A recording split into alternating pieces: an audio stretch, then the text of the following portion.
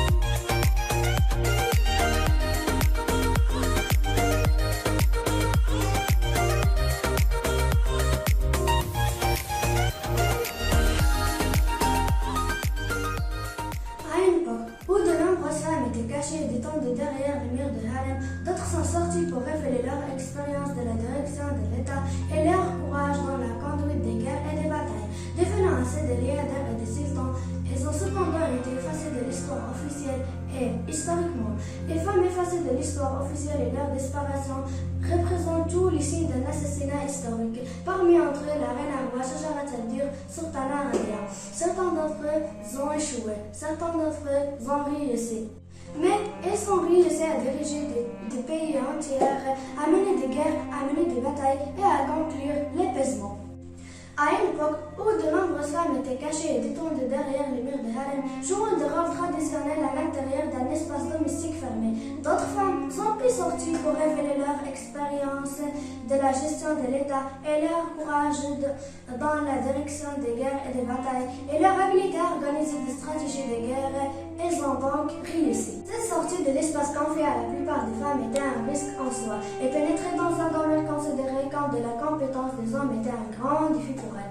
Surtout dans les périodes où les femmes ne jouissaient pas des mêmes droits comme même à notre époque actuelle, où les femmes ont le droit d'exister dans l'espace, le droit d'étudier, de voter et de participer au processus politique. Seules quelques-unes ont réussi à atteindre le pouvoir dans le monde islamique. Benazir Bhutto n'est pas la première.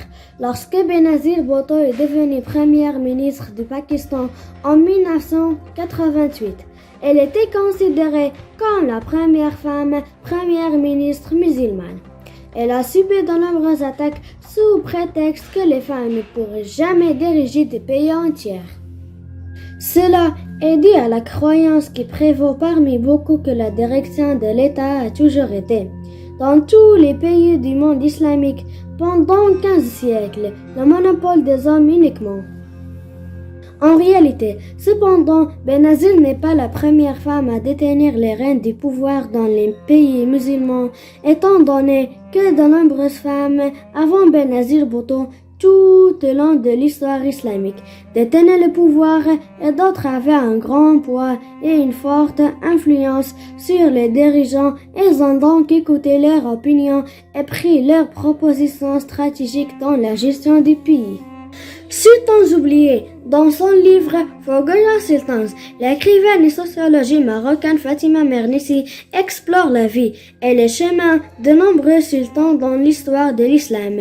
Les femmes gouvernantes et reines ignorées par l'histoire officielle de nombreux pays, mais les chercher dans les livres d'histoire, selon la sociologie marocaine, n'a pas été difficile car elle était abondamment mentionnée. Le seul problème auquel l'auteur est confronté est sa classification et la distinction entre ceux qui gouvernent parmi eux et ceux qui exercent le pouvoir par d'autres moyens.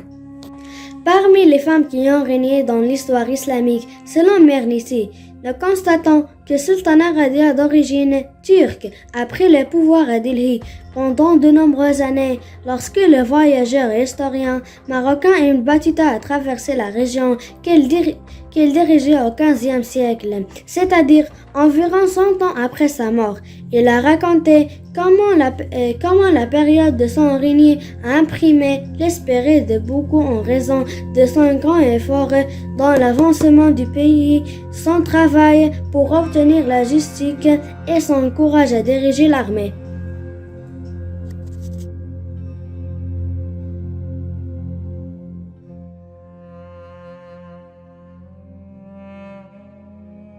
Shajarat al-Dir, le chef militaire, elle fait partie des femmes qui ont marqué l'histoire par sa force, son courage et sa sagesse.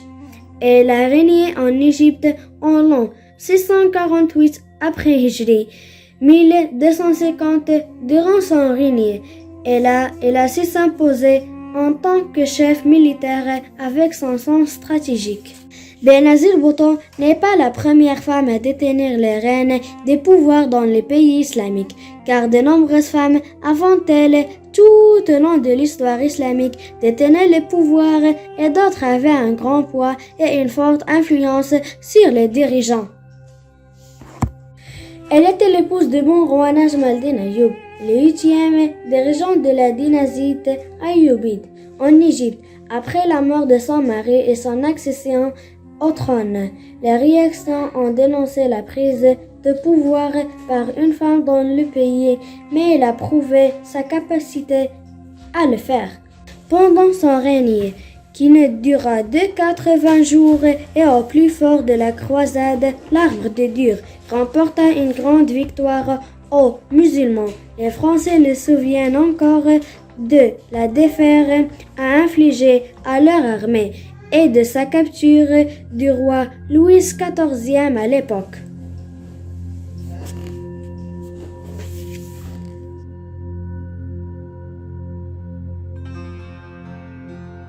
De là, on est arrivé à la fin de notre vidéo. J'espère que vous aimez mon sujet. N'hésitez pas de nous encourager avec vos likes et de vous abonner à notre chaîne.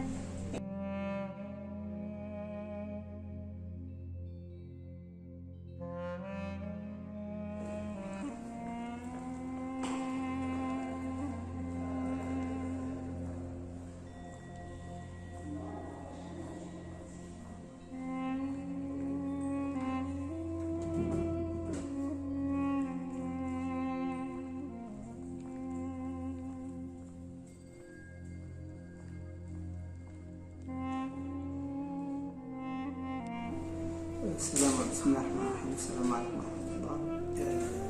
Bonjour, je remercie le groupe Sanabil, Madrasat Sanabil Aswan, de nous avoir permis cette occasion de parler de nos enfants qui sont scolarisés à Sanabil.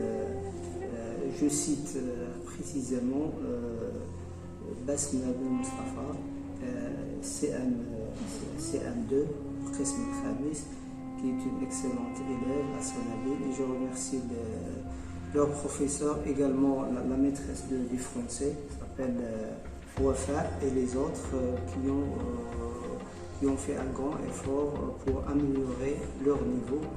Et voilà, et j'espère, je leur souhaite une bonne chance, et Allah wali tawfiq. Salam alaikum wa rahmatullahi wa barakatuh.